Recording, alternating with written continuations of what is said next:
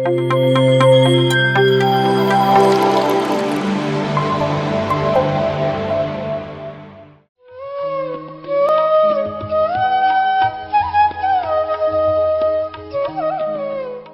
ನಮ್ಮ ಪತ್ರಿಜಿ ಗುರುಗಳು, ನಮ್ಮೆಲ್ಲರ ಆತ್ಮಗುರುಗಳಾದಂಥ ಪತ್ರಿಜಿಯವರಿಗೆ ಆತ್ಮಪೂರ್ವಕ ನಮನಗಳನ್ನು ಸಲ್ಲಿಸುತ್ತಿದ್ದೇನೆ. ಮತ್ತು ಗುರುಮಾತಾ ಸ್ವರ್ಣಮಾಲಾ ಅಮ್ಮನವರಿಗೂ ನನ್ನ ವಂದನೆಗಳು. ಮೊದಲಿಂದ ನನ್ನ ಆರಾಧ್ಯ ದೈವವಾದಂಥ ಶಿರಡಿ ಸಾಯಿನಾಥ ಸಾಯಿಬಾಬಾರವರಿಗೂ ಹಾಗೂ ನಮ್ಮ ಮನೆ ದೇವರಾದಂಥ ಮುರುಡಿ ಆಂಜನೇಯ ಸ್ವಾಮಿಯವರಿಗೂ ಮತ್ತು ನನಗೆ ಜನ್ಮ ನೀಡಿದಂಥ ನನ್ನ ತಂದೆ ತಾಯಿಯಂದಿರಿಗೂ ನಾನು ವಂದನೆಗಳನ್ನು ಸಲ್ಲಿಸುತ್ತಿದ್ದೇನೆ. ನಾನು ಈ ಧ್ಯಾನ ಮಾರ್ಗಕ್ಕೆ ಬಂದು ಈಗಷ್ಟೇ ಕೇವಲ 6 ತಿಂಗಳಾಯಿತು. ಮೊದಲು ನಾನು ಇದಕ್ಕಿಂತ ಮುಂಚೆ ಭಕ್ತಿ ಮಾರ್ಗದಲ್ಲಿ ಸುಮಾರು ವರ್ಷಗಳನ್ನು 40 ವರ್ಷಕ್ಕಿಂತ ಮೇಲ್ಪಟ್ಟು ಭಕ್ತಿ ಮಾರ್ಗದಲ್ಲಿ ನಾನು ನಡೆದುಕೊಂಡು ಬಂದಿರ್ತಿದ್ದೆ. ಧ್ಯಾನ ಮಾರ್ಗಕ್ಕೆ ಭಕ್ತಿ ಮಾರ್ಗ ಅನ್ನೋದು ಒಂದು ಭಾಳ ಬೇಸ್ಮೆಂಟ್ ಥರ ಇರುತ್ತೆ. ಭಕ್ತಿ ಮಾರ್ಗ ಚೆನ್ನಾಗಿದ್ದರೆ ನಮಗೆ ಧ್ಯಾನದಲ್ಲಿ ಚೆನ್ನಾಗಿ ನಾವು ಅಭಿವೃದ್ಧಿ ಹೊಂದುತ್ತೀವಿ ಅನ್ನೋದಕ್ಕೆ ನಾನು ಒಂದು ಉದಾಹರಣೆ ಆಗುತ್ತಿದ್ದೇನೆ. ನನಗೆ ಧ್ಯಾನಕ್ಕೆ ಬಂದಾಗ ಮೊದಲನೇ ದಿವಸ ಧ್ಯಾನದಲ್ಲಿ ಕುಳಿತಾಗ ನನಗೆ ಮನೆದೇವರ ದರ್ಶನ, 2ನೇ ದಿವಸ ಧ್ಯಾನದೇವ ಕುಂತಾಗ ನಮ್ಮ ಮುರುಡಿ ಆಂಜನೇಯ ಸ್ವಾಮಿಯವರ ಶಿರಡಿ ಸಾಯಿನಾಥರ ಧ್ಯಾನ ದರ್ಶನ, ಆಮೇಲೆ 3-4 ದಿವಸದಲ್ಲಿ ನನಗೆ ಅನೇಕ ಅನುಭವಗಳು ಶುರುವಾದವು ನನಗೆ ಧ್ಯಾನದಲ್ಲಿ. ಕೊನೆಗೆ ನಾನು ಭಕ್ತಿ ಮಾರ್ಗದಲ್ಲಿದ್ದಾಗ ಉಪವಾಸವನ್ನು ನವರಾತ್ರಿಯಲ್ಲೇ ಮಾಡುತ್ತಿದ್ದೆ. ಇವಾಗ ಧ್ಯಾನ ಮಾರ್ಗಕ್ಕೆ ಬಂದಿದ್ದಕ್ಕಾಗಿ ನಾನು ಧ್ಯಾನವನ್ನು ಏಕೆ ಮಾಡಬಾರ್ದು ಅಂತೇಳಿ ನಮ್ಮ ಒಳಗಡೆ ಮನಸ್ಸು ಹೇಳ್ತಾ ಇತ್ತು. ಅದಕ್ಕಾಗಿ ನಾನು ನವರಾತ್ರಿಯಲ್ಲಿ 9 ನವರಾತ್ರಿಯಲ್ಲೂ 9 ದಿವಸ ರಾತ್ರಿ 10 ಗಂಟೆಯಿಂದ ಬೆಳಗ್ಗೆ 7 ಗಂಟೆವರೆಗೂ 9 ತಾಸುಗಳ ತನಕ ಧ್ಯಾನವನ್ನು ಸಂಪೂರ್ಣವಾಗಿ ಗುರುಗಳ ಆಶೀರ್ವಾದದಿಂದ ಮಾಡಿದೆ. ಈ ಧ್ಯಾನದಲ್ಲಿ ನನಗೆ ಈ 9 ದಿವಸದ ಅನುಭವಗಳಲ್ಲಿ ನನಗೆ ಭಾಳ ಅನೇಕ ಅನುಭವಗಳು ಧ್ಯಾನದಲ್ಲಿ ಆದವು. ಇದರಲ್ಲಿ ಮೊದಲು ನಮಗೆ ನಮ್ಮ ತಾಯಿಯವರು ಇವತ್ತಿಗೆ ತೀರ್ಕೊಂಡು 9 ವರ್ಷ ಆಯಿತು. ಅವರ ಪರಲೋಕ ಯಾತ್ರೆಯನ್ನು ಮಾಡಿರಲಿಲ್ಲ. ನಮ್ಮ ಧ್ಯಾನದಲ್ಲಿ ಬಂದು ಅವರ ಪರಲೋಕ ಯಾತ್ರೆಯನ್ನು ಕೈಗೊಂಡರು. ಆಮೇಲೆ ನಮ್ಮ ಚಿಕ್ಕಪ್ಪನವರು ಇಬ್ಬರೂ ಸಹ ತೀರ್ಕೊಂಡೋಗಿ ಭಾಳ ವರ್ಷಗಳಾದವು. ಅವರು ಸಹ ನಮ್ಮ ಧ್ಯಾನದಲ್ಲಿ ಬಂದು ಹೋದರು.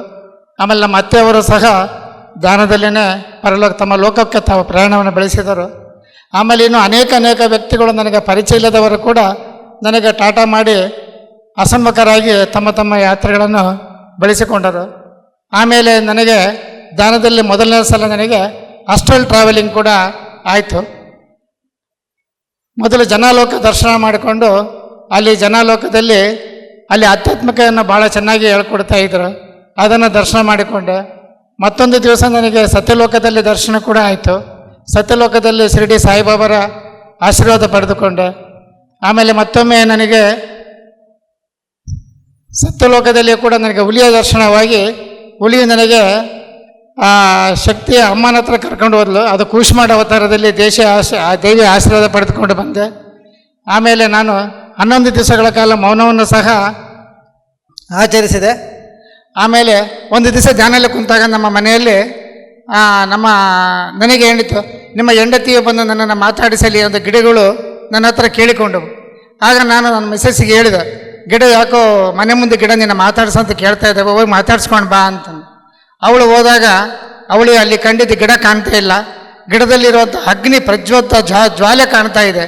ಅಂದರೆ ಅವಳು ಯಾವುದೋ ಕಥೆ ಜನ್ಮದಲ್ಲಿ ಗಿಡಗಳಿಗೆ ಬೆಂಕಿಯನ್ನು ಹಾಕಿ ಸುಟ್ಟಿದ್ದಾಳೆ ಎಂದು ಅವಳಿಗೆ ಜ್ಞಾನೋದಯವಾಗಿ ಅಂದಿನಿಂದ ಗಿಡಗಳನ್ನು ಸಹ ಗಿಡ ಸಹ ಪ್ರೀತಿ ಮಾಡೋಕ್ಕೈತಿದ್ಲು.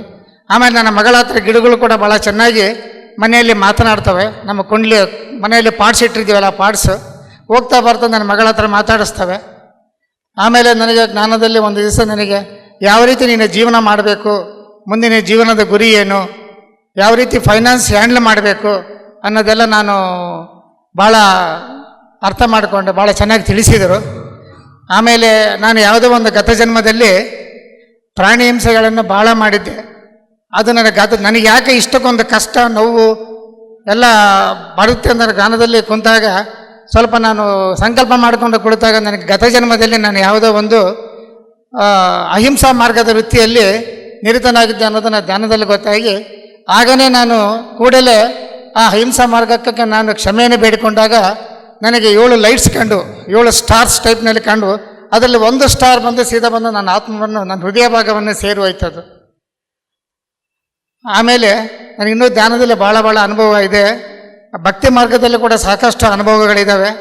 ನಾನು ನಮ್ಮ ಊರು ಬಿಟ್ಟು ಬೆಂಗಳೂರಿಗೆ ಬಂದು ಇವಾಗ 6 ತಿಂಗಳಾಯಿತು. ಬದಲಿಕ್ಕೂ ಕೂಡ ಕಾರಣ ಏನಪ್ಪ ಅಂದರೆ, ನನಗೆ ಒಳ ಮನಸ್ಸಿನಿಂದ ನಿನ್ನ ಕಾರ್ಯ ಇಲ್ಲಿ ಆಯಿತು, ಇಲ್ಲಿ ಮುಗಿದು ಹೋಯಿತು, ನಿನ್ನ ಈ ಊರು ಬಿಡು ಅಂತ ಹೇಳಿದ ಮೇಲೆ ನಾನು ಭಾಳ ಸಲ ಅದನ್ನು ಕೇಳಿದ ಮೇಲೆ ನಾನು ಈ ಊರಿಗೆ ಬಂದಿದ್ದು. ಸಮಯ ಅಭಾವದಿಂದ ನಾನು ಈ ಮಾತುಗಳನ್ನು ಮುಗಿಸುತ್ತಿದ್ದೇನೆ. ನಮ್ಮ ಆತ್ಮಾನಂದ ಕೇಂದ್ರದವರಿಗೂ ನನ್ನ ಹೃದಯಪೂರ್ವಕ ವಂದನೆಗಳು. ಎಲ್ಲ ಇಲ್ಲಿ PMC ಮಾಸ್ಟರ್ಗಳಿಗೂ, ನನ್ನೆಲ್ಲ ಹಾಸ್ಟೆಲ್ ಮಾಸ್ಟರ್ಸ್ಗಳಿಗೂ ನನ್ನ ಹೃದಯಪೂರ್ವಕ ವಂದನೆಗಳು ಸಲ್ಲಿಸುತ್ತಿದ್ದೇನೆ. PMC ಕನ್ನಡ ಚಾನೆಲ್ ಅನ್ನು ಲೈಕ್ ಮಾಡಿ, ಶೇರ್ ಮಾಡಿ, ಸಬ್ಸ್ಕ್ರೈಬ್ ಮಾಡಿ ಮತ್ತು ಮಾಡಿಸಿ. ಎಲ್ಲರಿಗೂ ಧನ್ಯವಾದಗಳು.